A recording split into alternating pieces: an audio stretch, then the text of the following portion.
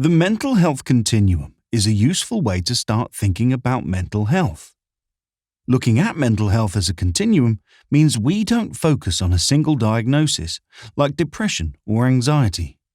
Instead, we look at mental health as a spectrum or a line, with well-being at one end and severe mental ill health at the other.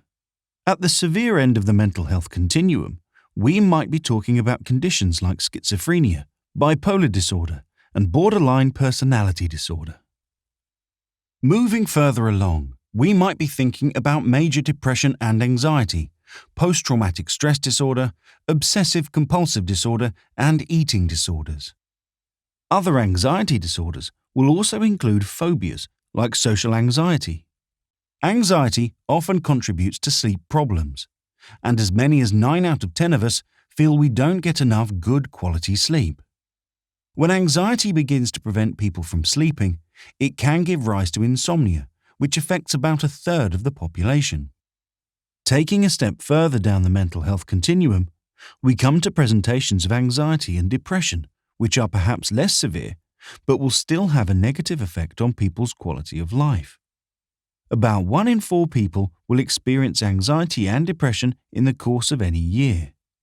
The crossover point between well-being and mental ill health on the continuum is stress. It is prolonged stress which gives rise to anxiety and then depression, and which triggers relapses in people who are otherwise doing well with their recovery. Looking at mental health in this way helps us to see 3 really important things, which we cannot see if we only focus on diagnosis and labels.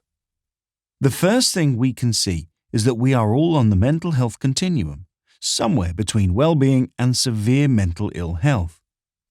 We will move up and down the continuum throughout the course of our lives.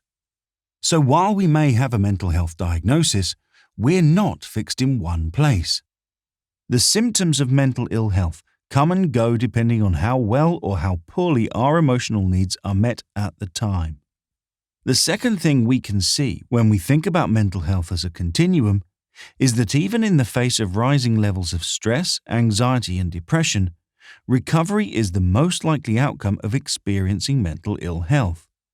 For example, we know that for the 1 in 4 of us who experience mild to moderate anxiety or depression during the course of any year, 3/4 will recover, and that's even without talking therapy or medication. That cannot be an accident or random chance. We think that people recover from anxiety and depression because they make changes in their lives which help them to meet emotional needs more effectively. And that's the second important point about the mental health continuum.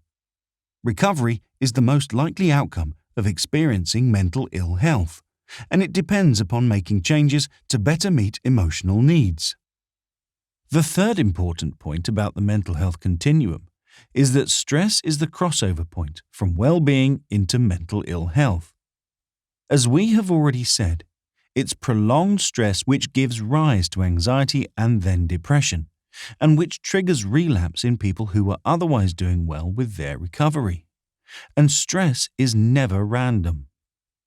Stress is nature's way of telling us that one or more of our emotional needs are not being met in healthy ways. And this is useful to know because it helps us focus on what we need to do to improve mental health.